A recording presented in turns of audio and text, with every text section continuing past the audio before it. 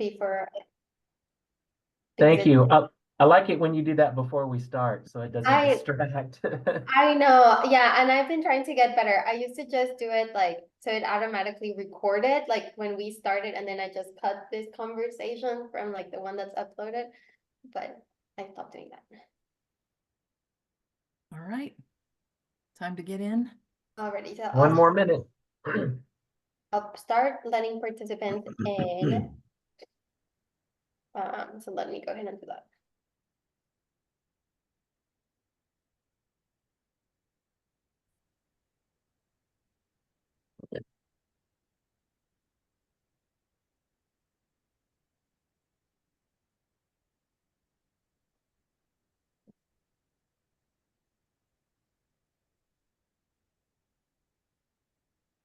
Welcome, everybody. As everybody filters in, got about 1 minute until we're going to start. So we're going to let people filter in here. Thank you for taking your lunch break with us today to hear Dr. Fernandez. We'll be starting shortly.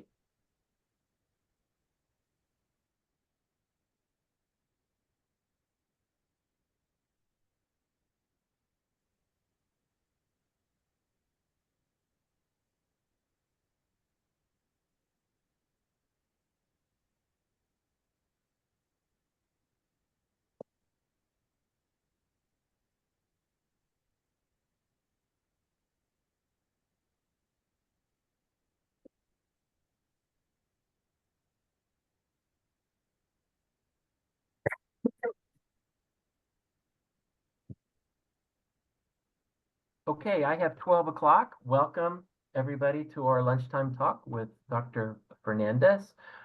Thank you for joining us for the Soul for Water talk today on adapted livestock for our regions and for our ranches. I am really happy to welcome Dr. Fernandez. He is the Interim Dean of Graduate Studies and Continuing Education at the University of Arkansas Pine Bluff. He's also a livestock extension specialist and has been raising livestock, cattle, and sheep for about the past 10 years. He's got an awful lot of extension work in his history and writing publications and doing project work. And really happy to have him join us today to talk about the various breeds of livestock and choosing those breeds that are really well adapted to our farm's local environment in order to reduce costs and to prevent environmental losses. We know that we're going through some climate shifts and such, and that may have some impact on various regions of the country in different ways. And so I think this will be a really informative and refreshing discussion with Dr. Fernandez to talk about how we can think about the types of livestock that we're going to be grazing on our land. And if there's any adjustments or changes that we might look at in the future.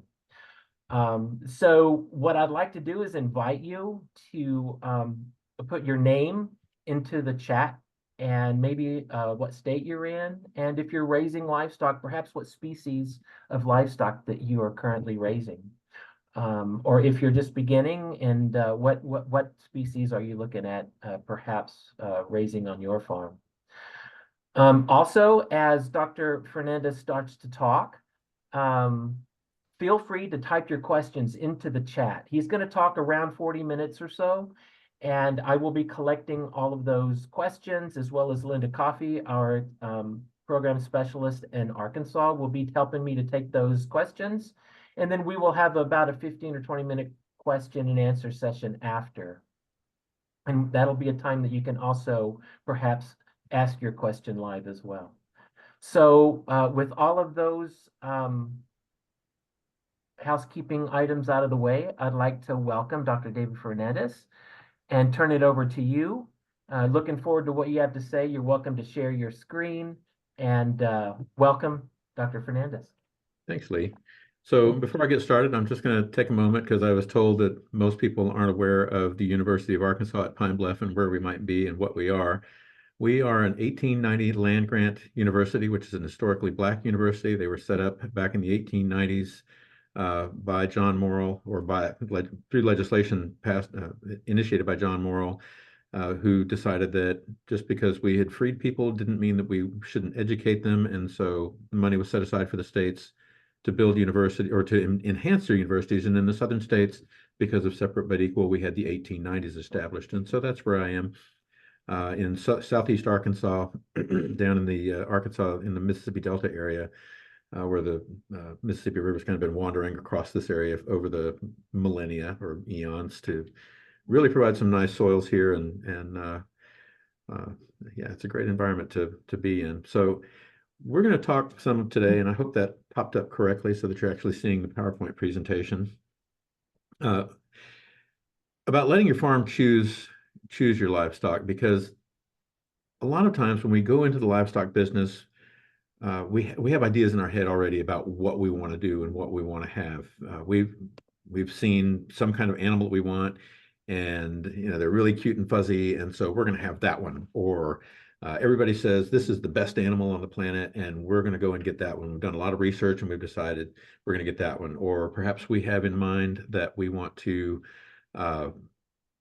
do something about a breed that's endangered, and we'd like to do something to save it and increase it in numbers. And that's oftentimes the way we think about what animals we should be selecting to put on our farms. But there are some things that we really need to think about other than just what we think we would like to have, and really need to think about how well they'll fit in the environment into which we're about to place them. And so I've entitled this, Let Your Farm Choose Your Livestock, because where you are and what you have has a lot to do with the livestock that are going to thrive in that area. And so, that did not work. Let me try that again with a different. Okay, let's try going to this here. Do that. All right. Hopefully this one will work.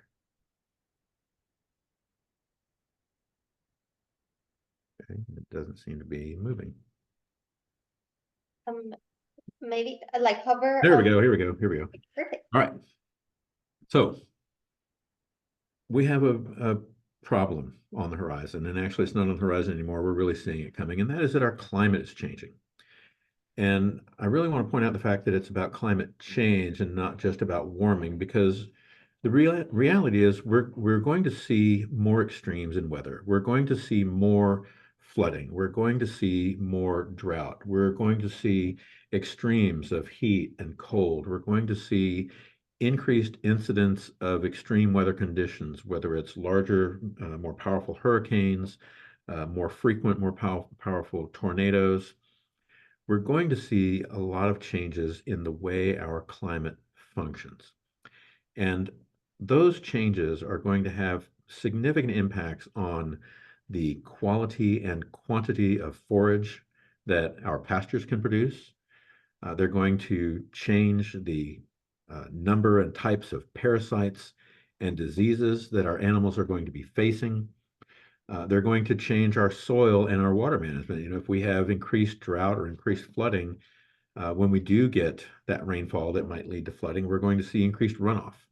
We're going to see poorer quality forage because there's not enough rainfall to generate that forage. We're going to have animals that are going to struggle with heat and cold. So a lot of things are coming along that we really need to consider as we move forward in agriculture, and particularly in terms of raising livestock. And so part of what we see is that we have this productivity versus environmental challenge issue, where animals that are highly productive tend to be much more susceptible to environmental challenges. So, for example, high producing dairy cows are very susceptible to heat stress, whereas lower producing cows generally don't have as much problem with it. When you look in the background of this slide here, you're looking at the Edwards Plateau during a drought. Of the two cows on this slide, which one is going to perform better in this environment? And it's probably going to be the one that's less productive, because there's not a lot of forage here. and there's not a whole lot of water, you're going to have to do some things to survive in that environment. So adaptation is often at the cost of productivity, and survivability is often better in lower producing animals. They tend to have, uh, as production goes up, we tend to have a little bit of a reduction in efficiency of use of the property because their maintenance requirements are higher. It takes a lot more maintenance to keep that high producing cow in good condition as opposed to the lower producing cow. You also see an increase in generation of internal heat. So in a hot, dry environment, that high producing cow is producing more internal heat, and she's probably going to stop eating because that feed is generating that heat. And so we need really to start focusing a little bit on increasing the resilience of the animals that we do have and start focusing on breeding some resilience into the animals that we currently use in our production systems to help them deal with all of these applied stressors. And that's another thing that we have to consider. Livestock, animals in general, in fact ourselves, are not typically faced with a single stressor at a time. It's not just hot today. It's hot and dry and dusty, and there's not a lot of feed, and the water's uh, a couple of hundred yards or a couple of thousand yards away where I'm going to have to walk to it. And so I'm walking to feed, I'm walking to water.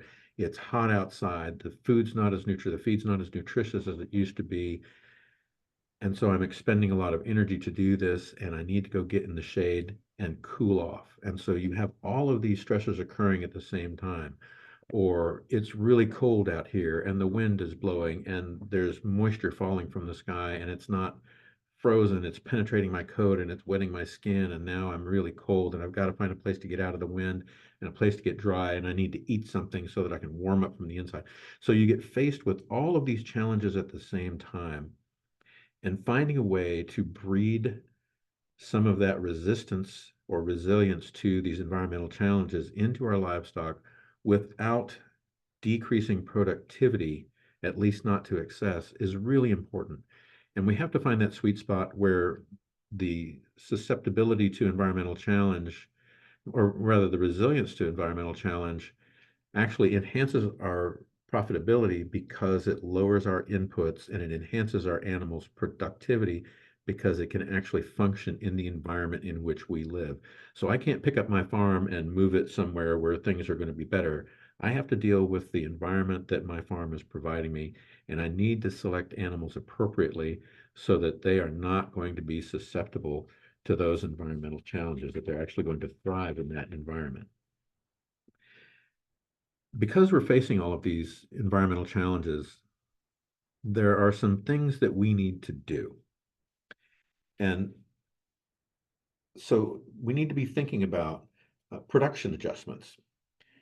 Because the quantity and timing of rainfall or snowfall might shift, we might need to start thinking about changing the timing of when we're breeding animals. We want to make sure, for example, that when our livestock calve or lamb or kid, that forage quality is actually getting better and not worse. We need to make sure that the quality is there so that they can start lactating and providing the best quality nutrition for their young, and at the same time maintain themselves so that they're able to rebreed later. We might start thinking about changing the mix of species that we have on our farm, because oftentimes when we see changes in climate, we'll also see changes in the plant community. And it's entirely possible that we might see an increase in forb types of species, what people typically call weeds, or brushy species. And so we might think about incorporating sheep or goats into a cattle pasture to help manage those forbs and those brushy species so that they don't completely take over the pasture and now we can't raise cattle.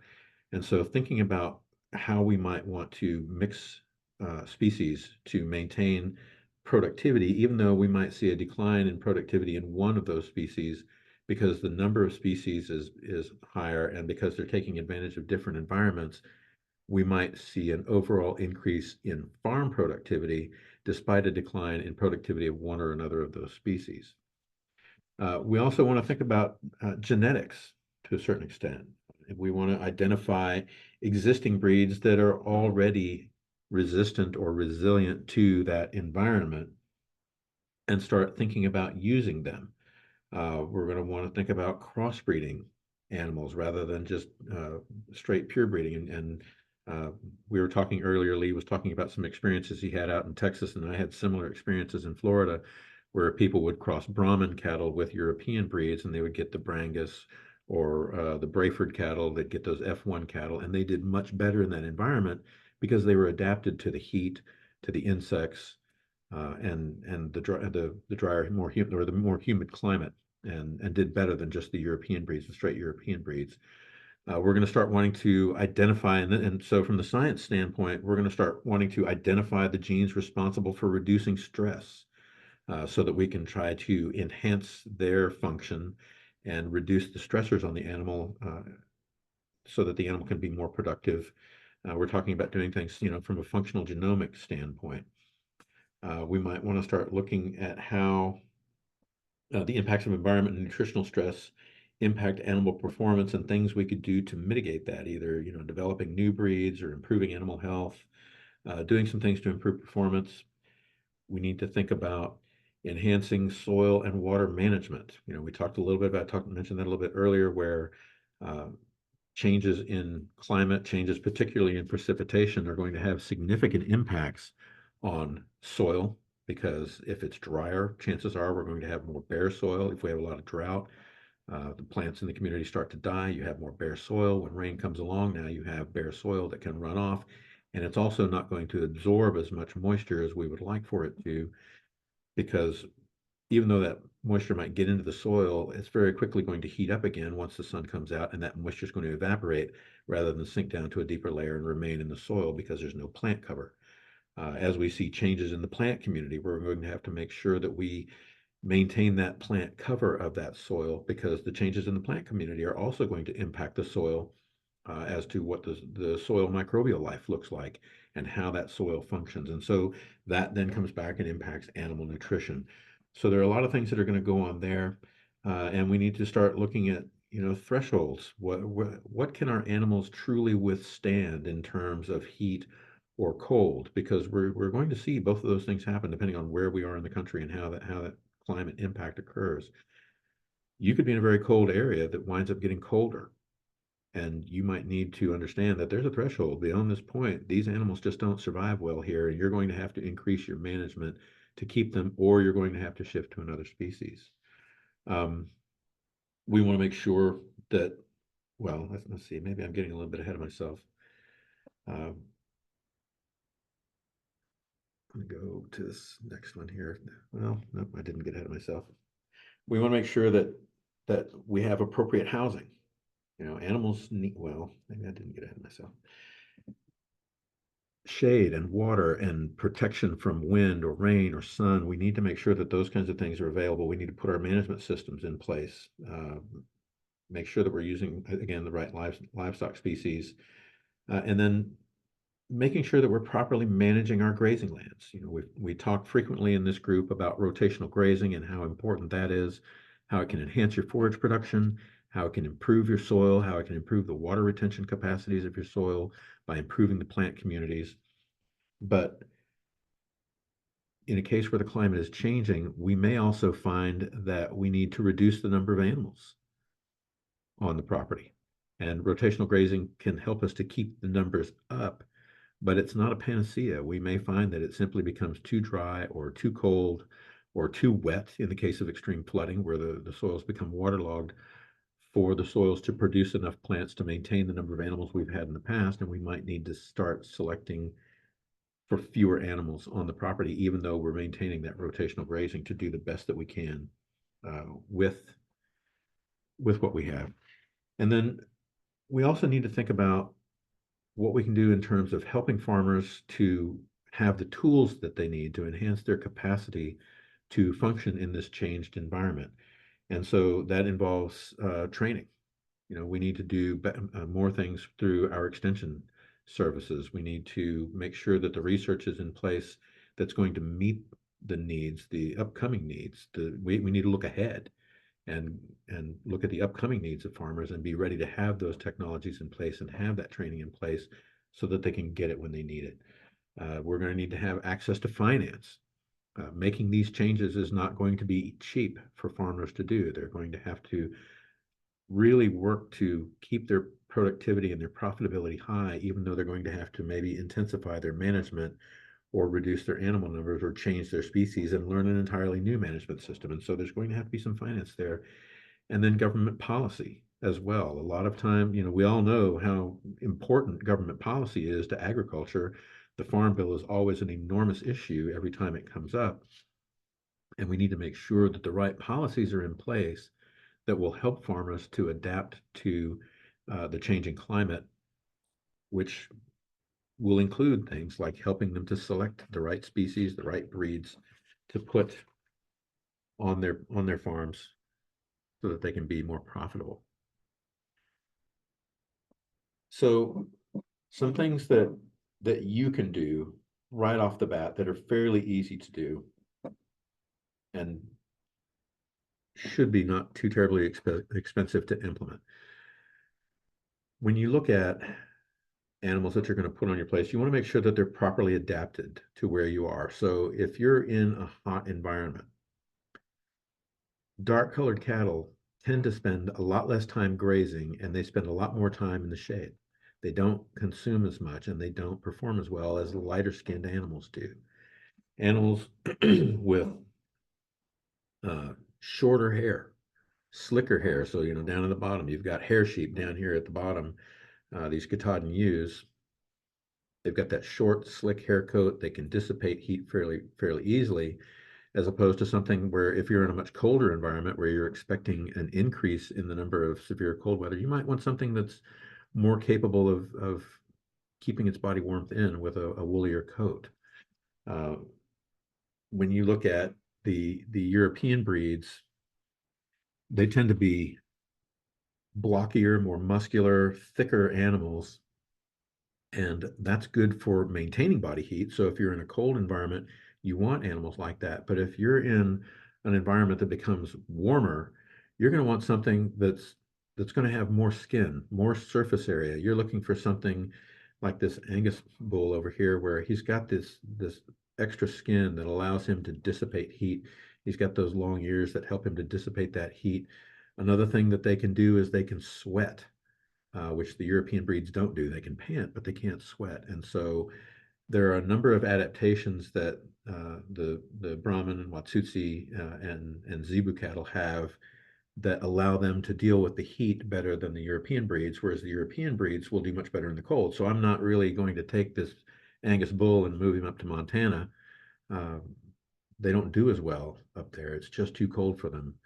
But we may start looking at more of these Brahman type breeds, and we may start looking at some of the breeds that we'll find in South Asia and sub-Saharan Africa that might be more useful as certain areas of the United States warm. Some other adaptations that you might want to look for, you look over here in these sheep that we were looking at in the bottom, and these Barbados sheep over here at the back, you'll notice that they have, very long legs, and they have a fairly light body and a long neck, and that allows them, again, a lot of surface area from which to dissipate that heat, as opposed to the wool breeds, which tend to be a more square and thick animal, which is designed to maintain body heat. And so really looking at the animals, I'm not going to tell you a specific breed to choose, but I'm going to tell you, look at the animals that you're selecting and think about the environment you're getting ready to place them in. And do they have the characteristics that will allow them to fit into it well? Because if you take an animal that's designed to dissipate heat and put it in a cold environment, it's probably going to struggle. It's going to need a lot more management to keep it alive. On the other hand, if you take an animal that's really designed for a warmer climate, and I think Scotch Highlanders, I can't tell you how many times I see Scotch Highlanders in these southern hot, humid environments, and they don't really fit well here.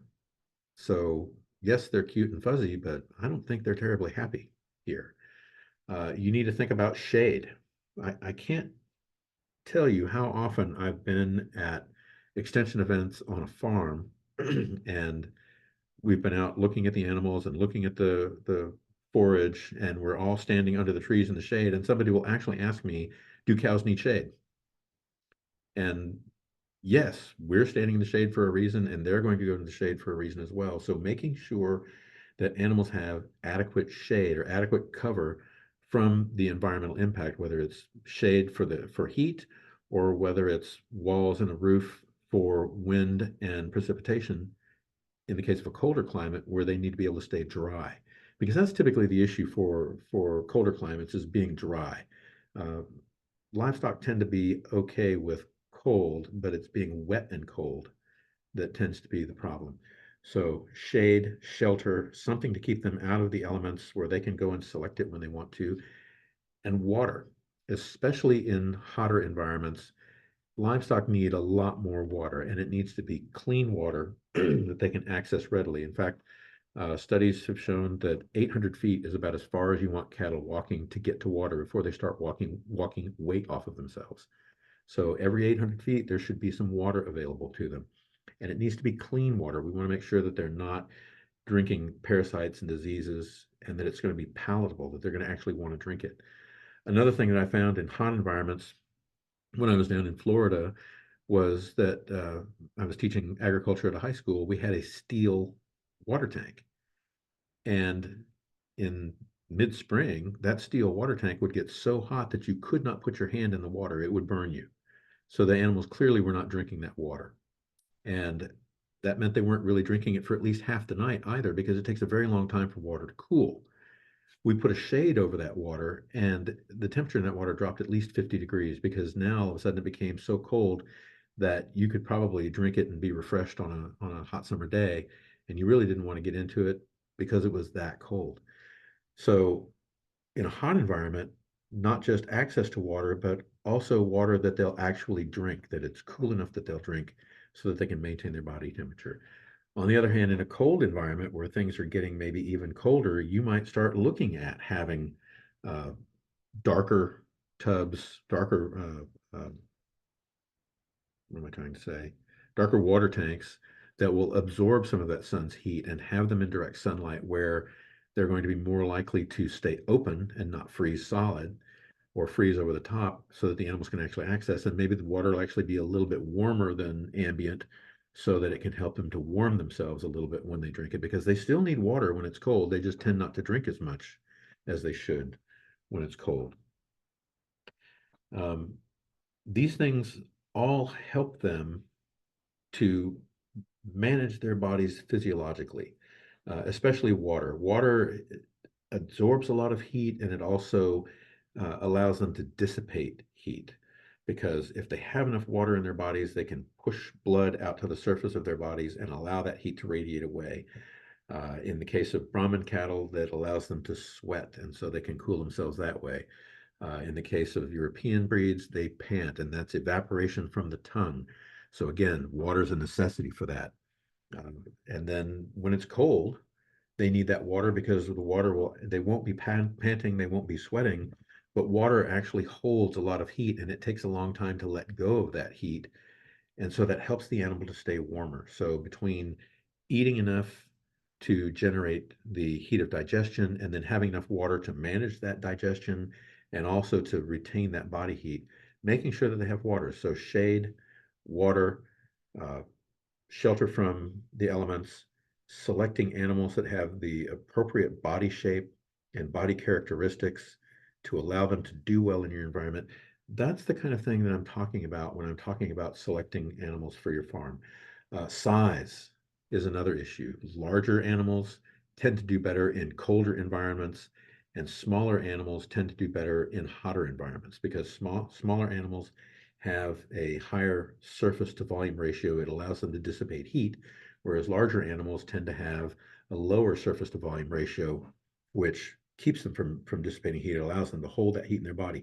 And you'll see this even, within wildlife. If you look at deer in the northern tier, they tend to be twice the size of large deer in Florida. I remember if a guy shot a 100-pound deer down in Florida when I was growing up, that was a big deer. Where when I went up to the Adirondacks in New York, those deer were 240 pounds. They were 2.5 times the size of the deer in Florida, and that was fairly average size for a good buck back then.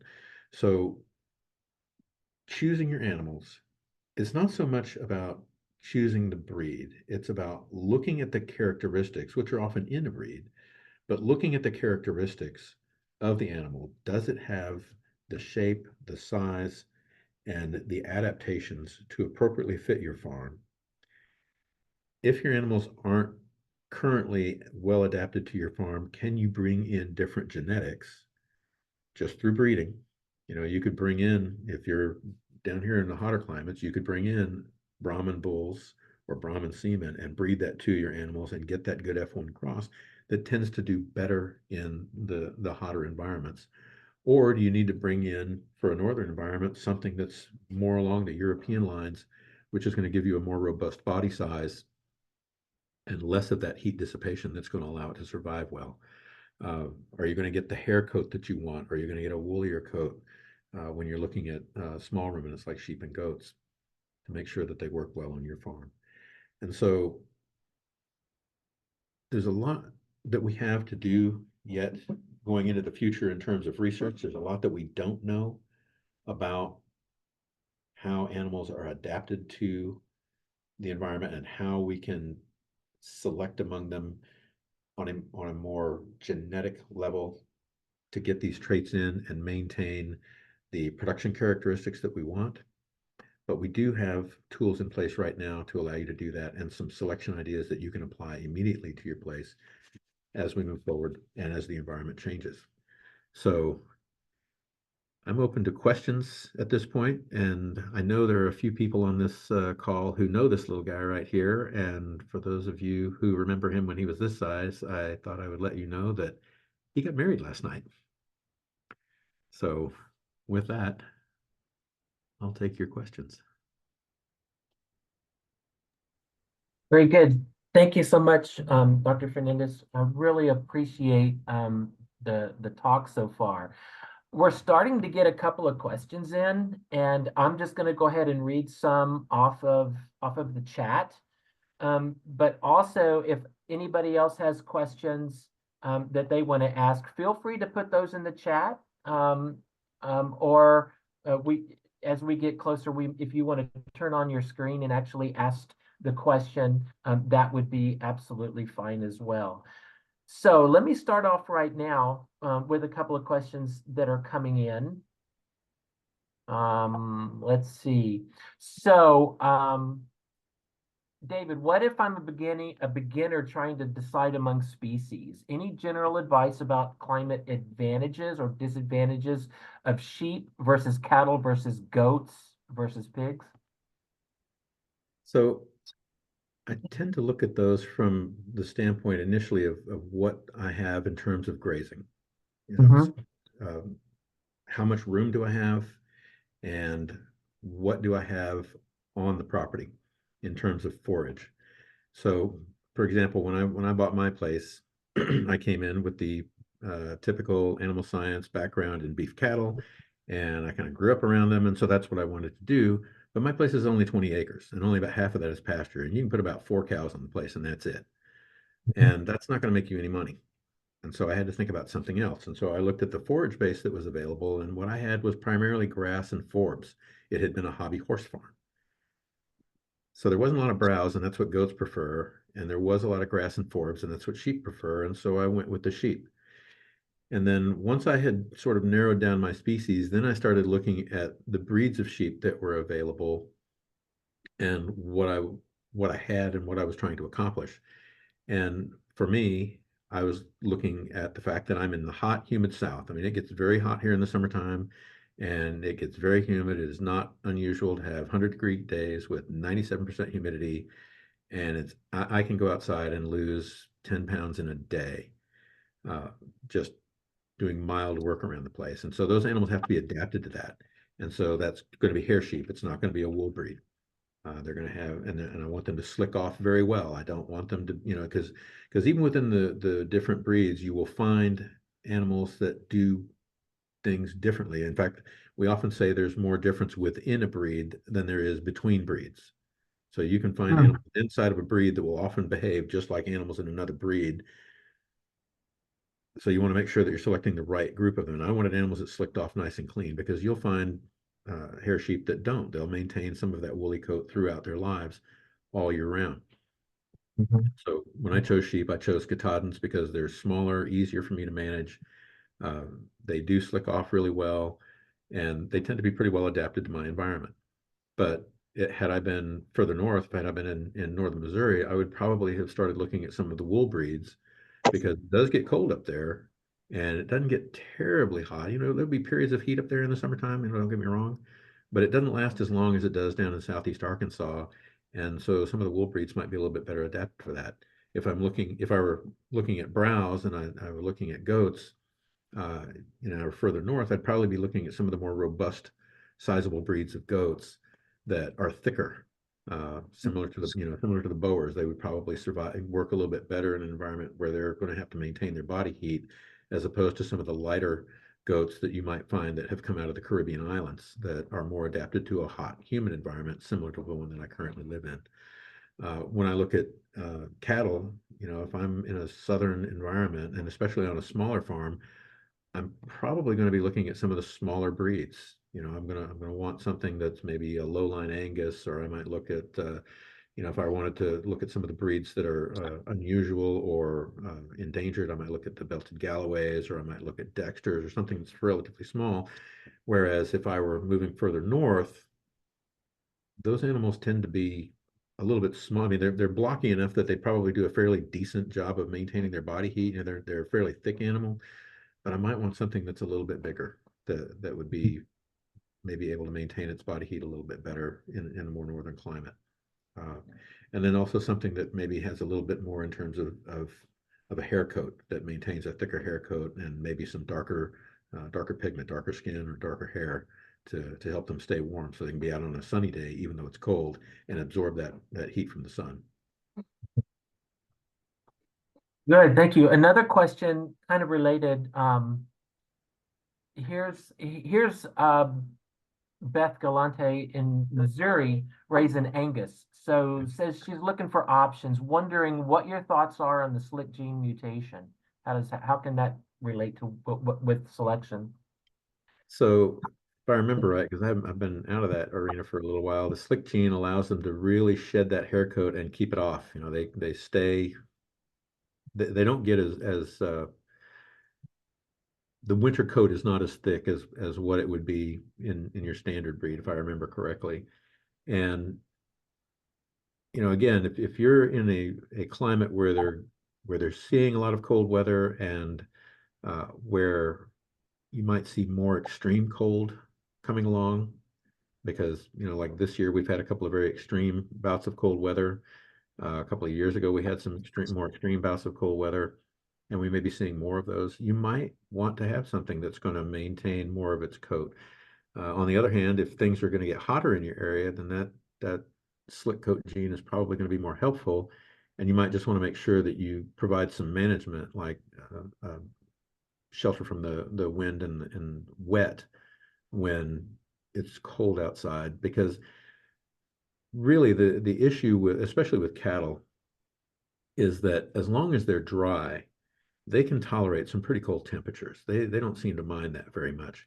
But it's when you get things like sleet, freezing rain, or just rain and it's cold, and then wind, and they get wet through to the skin, that's when they tend to start to have problems. If it's snowing, that snow just sits up on their backs. They really don't seem to care about it. It might freeze into a block on top of them, but it's not touching them. And so that hair coat is maintaining that area of warm air between them and the environment, and they tend to do very well. We look out there and we think, they're going to be dying. It's so cold outside. Look at all that snow, and they're coated in it, but they're really, quite happy in it. And part of that has, I try not to tell people to think about how you would feel if you're out there, because we tend to be sheltered. We have air conditioning, and we have central heat, and we stay inside when it's unpleasant outside. But there was a time period when I worked with hardcore juvenile delinquents in an outdoor setting, which means we lived in teepees and slept on the ground. And this was up in Pennsylvania. And in the dead of winter, I was perfectly comfortable outside, even though the temperatures were quite cold, because I lived in it all the time. And so they adapt to that And oftentimes you're feeling like, wow, it's really cold. I need to do something for them, and they're okay. It's the wet and the wind. So if it's going to be hot most of the time and you only have to worry about occasional periods of cold, management. Give them the shelter that they need to keep them out of the wet and the wind. On the other hand, if it's going to be more cold in your area, you're going to want to think about maybe having a more standard type of animal, and then providing maybe a little more shade and a little bit more water for them for those hot periods when they need to cool off. Yeah, and I think management is really key here. As you said, Linda Poole, right? She raises sheep up in Montana, and she's joining us today. She types in the chat an experience she has with her sheep in the winter, and having those heavy, wool blankets on them during the winter, and then having them sheared short in the summer. The flock has gone from -74 in the winter up to 113 in the summer, right? And it just shows you the range here just through adapting through management. So not only are it's selecting certain animals, but what type of management can you put in them? We've been talking about selecting particular animals and interactions with the environment and stuff. A question came in, can you touch on epigenetics and the interaction between our husbandry environment and the animal's genetic base? Sure. So epigenetics is the study of how the genes in your animal interact with the environment in which it finds itself. Okay. And so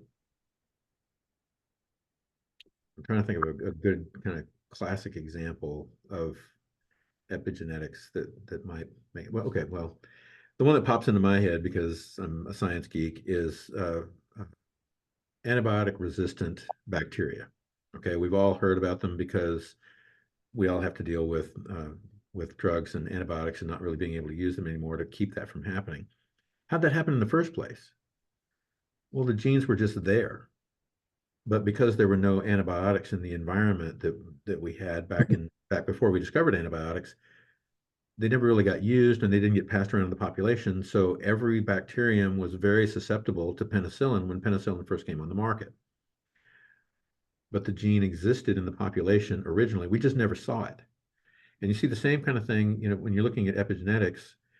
If the environment doesn't call for something, you may have the gene present, but you may never use it.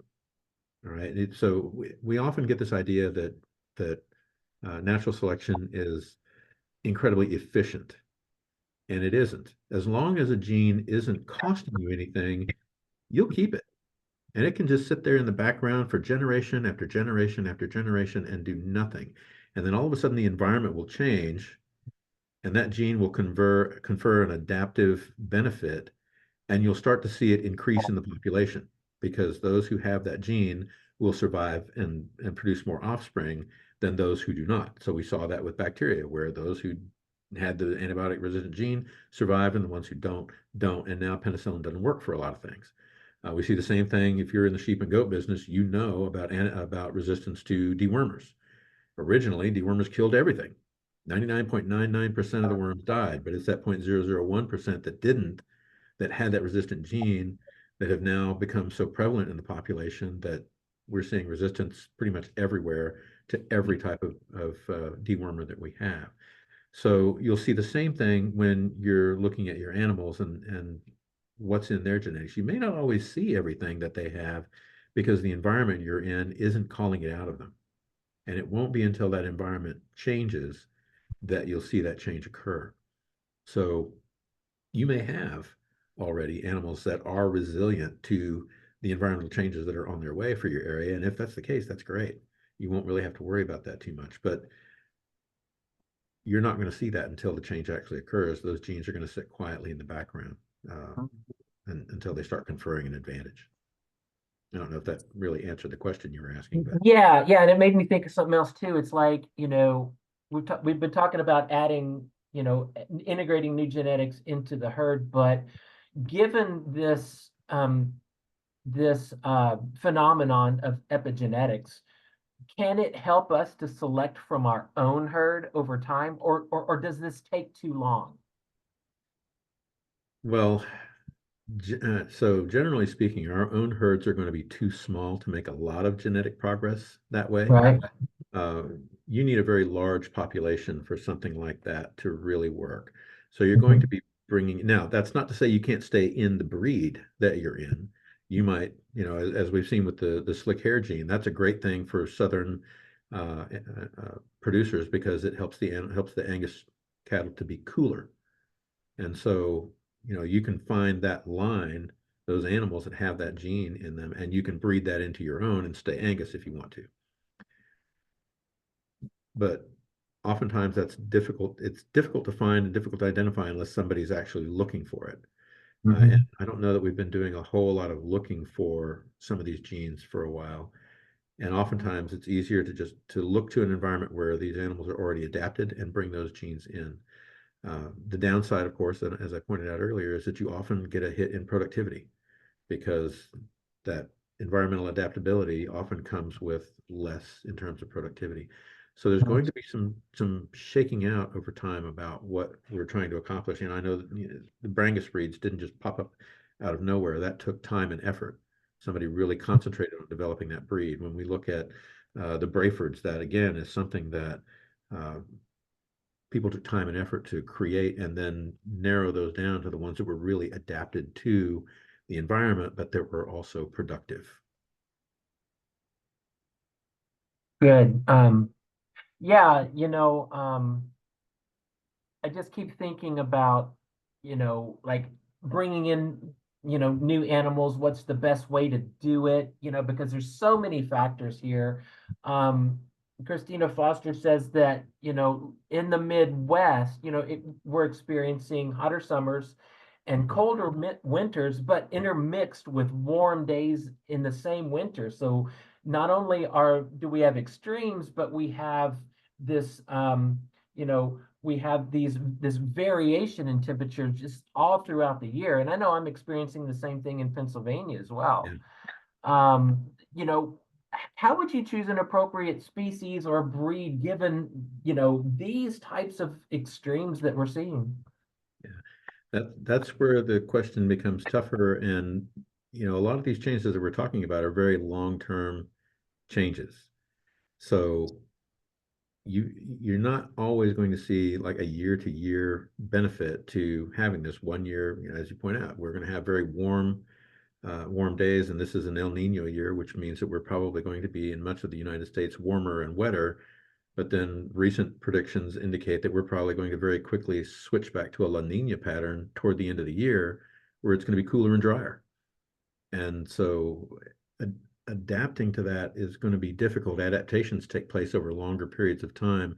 And especially right now during fluctuations, it's going to be difficult. You want to try to hit your best for your average. What are you going to see more often than not? And then the rest of it you're going to have to deal with management. Mhm. So if over the long haul, if you're going to have your place for 20 or 30 years and we expect to see a change, or if you're thinking about intergenerational change and you're expecting this change to occur down the road, you can prepare for that change with your animals. But as you're moving toward that day and you haven't really gotten to that environment where they're going to be at their best, you're going to have to help them with your management scheme.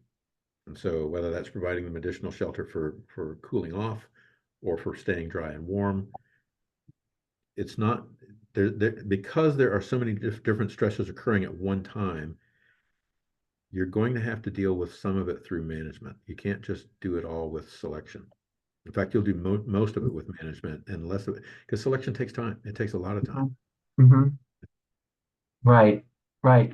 Um, Another question came in, and this is about multi-species grazing. And, we know that, that goats like to eat brush and sheep like to eat, forbs and grass, and Mhm. cattle like to, you know, graze mostly grass.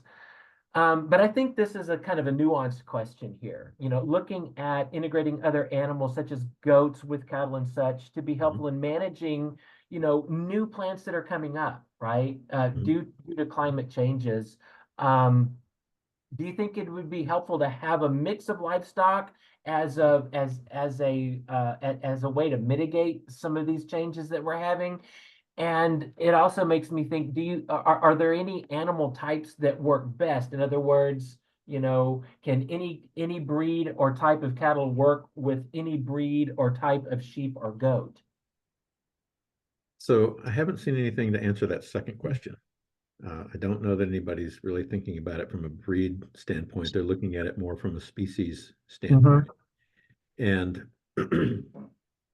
again, that depends on what mixing species is going to depend on what you see actually occurring on your farm.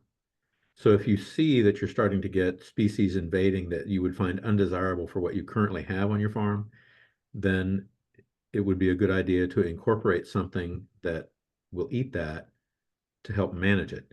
And you may find you don't want to eliminate it, you may just want to manage it. Because if you look at cattle and sheep grazing together, for example, you can graze 2 sheep for every cow on your place in some research that's been done, and not change the productivity of your cattle. But now you've got some sheep to sell as well. Now, the downside to that is you have to have different management facilities because you can't work cattle in sheep and goat facilities. And if you're working sheep and goats in cattle facilities, they can often slide through the bars. And especially the youngsters, that was a real problem for me when I first got on my place because the panels were set up for cattle. So I just put some mesh wire on the insides of those and eliminated the problem. But the facilities are different. So there's that expense that comes along with the different revenue stream. But if you're just seeing grasses and the grasses are changing, but they're not really changing, you're not seeing an invasion of something that would require a different species. If you want to continue with a single species, that's fine. But I like multi-species grazing anyway, because it will give you that additional revenue stream if your expenses don't get too far out of hand. And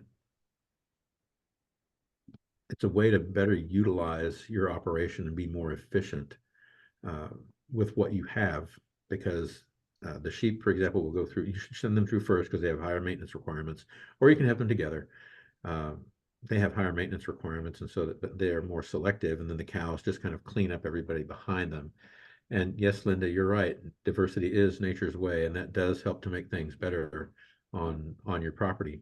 And one of the stories that I've always liked, and I know a couple of people on the call remember Ron Morrow, but Ron told me a story one time about his early days when they were doing a study with cattle and sheep together, and everybody said they'll never graze together. It's just going to be awful. The sheep are going to graze over here, the cows are going to graze over there, and they won't graze together. And initially, that is the way it started out. The sheep avoided the cows avoided the sheep. But at the end of the study, they were grazing together, and then some bright person in the group noticed something even better. Not only were they grazing together, but the sheep were quite literally standing in the shadows of the cows and grazing in the shade the entire time they were out grazing. So the sheep were taking care of their shade issue with the cows, and the cows just had to stand out there and suck it up. So there's that adaptability as well. Yeah, I think we know a lot about multi-species grazing and the benefits that we can get from it, with, dietary differences and overlap and such. Kathy Noble's writing about here about living in central Idaho and, dealing with Dalmatian toad flax and, rush skeleton weed and spotted knapweed and such. And wondering what species to reseed for that, right? For goats and chickens. But I always like to think, let's let the animals do the work first. Goats and sheep will definitely eat knapweed. They'll definitely eat rush skeleton weed at certain stages of their life. I've seen them do it. They'll eat Dalmatian toad flax, but I would be very cautious with allowing cattle to graze toad flax because there is a poison that affects cattle more than it does sheep on the toad flax. So I like to utilize animals to try to change the landscape as much as possible, and reseed, only if we really, really have to. Let's see, do we have any more questions coming in? Here's one about mineral supplementation that came in. Wondering about mineral supplementation, the idea of using mineral buffets versus using the best available commercial mineral mix versus using a nutritionist and getting a custom mix based on forage and water analysis. So looking at minerals and you know, again, the amount of management and attention you're going to put into it, what do you think is the best way to go? Anytime you ask somebody like me what is best, I'm always going to answer the same thing, and we all do Yep. it. I'll say it depends. It depends. Yeah, it depends. But in especially in the case of minerals, mineral nutrition is incredibly complex, and minerals interact with one another in terms of how they're absorbed. So if you have too many divalent cations in the mix, so magnesium and calcium, they have a +2 positive charge. They tend to interfere with each other in their absorption. And so if you have too much of one, the other one doesn't get absorbed properly. And same thing with a lot of other ions in the mix that we put together. And so nutrition companies hire a lot of mineral nutritionists who specifically work on mineral nutrition to develop the mixes that they have. And I spoke to one of them at a meeting some years ago who is a mineral nutritionist at a nutrition company, and the amount of work they do to put those mixes together to make sure that your animals not only get what they need to have, but that there's not something in there that's going to actually interfere with the absorption of the others so that they actually get what they need to have and that they can digest it, they can absorb it. That's very difficult for you to do as an individual. And like a mineral buffet where you're putting out several different types of mineral for them where they can kind of come along and self-select. Because minerals are required usually in such tiny quantities, it's difficult for them to select just what they need. I mean, we're talking about microgram levels, which is a few thousandths of a milligram. And you know how tiny a milligram is, it's just pixie dust. It's really all it is. And as soon as they stick their tongue on it, they've gotten a month's supply of the stuff, but they're going to stand there and eat a little bit of it. And so finding a nutritionist to mix your own, mineral nutrition is so complex, most nutritionists don't really do it. They leave that to a small number of specialists, and most of those people really do work for the supplement companies. So in that case, if it makes you happy and it makes you feel like you've really, and if you're in an area where there's a specific lack, like if you know that your area is really deficient in selenium, then of course you're going to need to supplement with selenium, but we have ways of doing that that don't necessarily involve changing a mineral mix. You can supply it with an injectable, or you can top dress some on periodically to make sure that they have enough. But for the most part, I'm really in favor of letting the mineral nutritionists handle it and not doing it on my own so much. I've not had difficulties maintaining mineral needs of my livestock with just a standard mineral mix. Now, I will say when you're doing multi-species grazing, copper is the issue if you have sheep. So the mineral that you provide has to be very low in copper, and that's not going to be enough for goats and cattle. And you'll have to provide them with a separate supplement, either through a drench or through a supply of copper that the sheep cannot get into so that they meet their copper needs. So that's where you run into an issue between sheep and the others. But other than that, that's kind of where I stand on that issue. That's more personal than anything else. Good. Well, yeah, thank you for that. Yeah, we've had some pretty good questions. The talk was amazing. I always learn a lot whenever I come to these webinars. And again, appreciate you, Dr. Fernandez, for coming and speaking with us today. I'll give a chance for anybody else who might want to ask a quick question in the chat, but I'm going to kind of touch on, let's see, our next webinar, which will be Thursday, March 14th.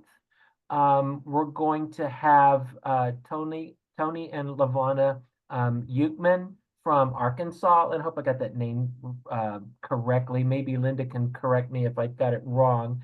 But they're going to give their reflections on 30 years of grazing in Arkansas.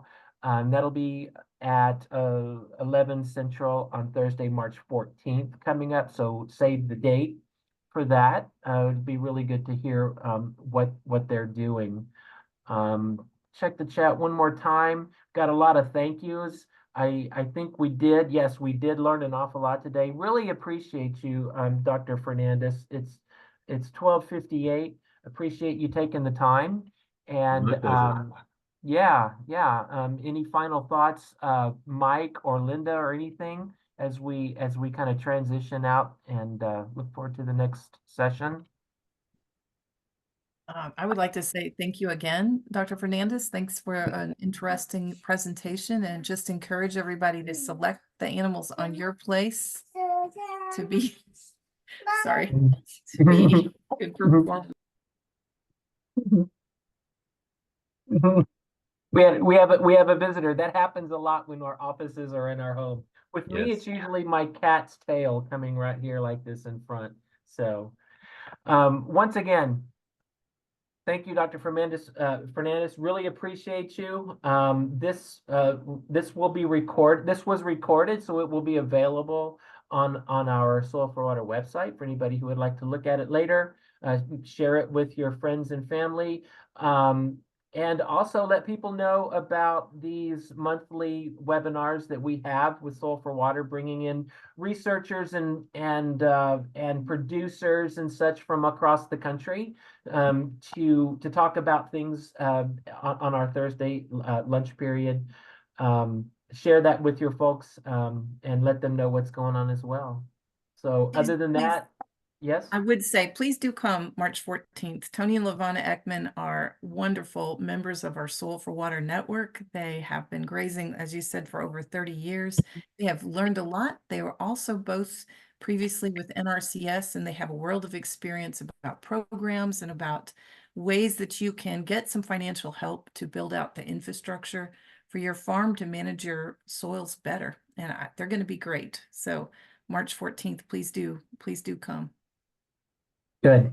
Thank you, Linda. Look forward to that. And thank you, Lutz, for taking care of all of the behind the scenes for this. Really appreciate you as well. And so it's 1 o'clock, and I will thank you again, and we'll see you next month at this time. Alrighty, thank you, Lee. Bye. Bye.